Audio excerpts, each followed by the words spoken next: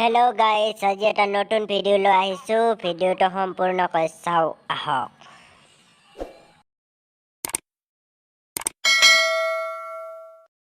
আজি মানে মোৰ এটা ভিডিঅ'ত 1K হৈ গ'ল ভিউ, মানে ছাবস্ক্ৰাইবাৰ নাই ইমান, মানে আজি সেইকাৰণে ফাৰ্ষ্ট ভিডিঅ'ত 1K হৈছে।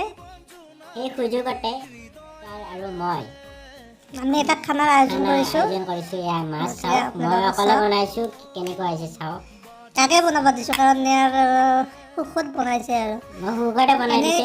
এনে নবনাই ভাত, তো আপোনালোকে চাওক কালাৰটো চাই। ৰাতি 12টা বাজি 12টা অলপ টাইম লাগিল, তেনেকৈ ছাবস্ক্ৰাইব ভিউটো অহা নাছিল। এতিয়া ৰখি আছিলোঁ খাবৰ কাৰণে। 1K হোৱাৰ লগে লগে আমি কেক কটা নাই আৰু ৰাতিৰ কথা ভাতকে খাই দিওঁ। কেকটো কাটিম বাৰু 1000 ছাবস্ক্ৰাইবাৰ হোৱাৰ লগে লগে। আপোনালোকে অলপ ছাপোৰ্ট কৰি দিব।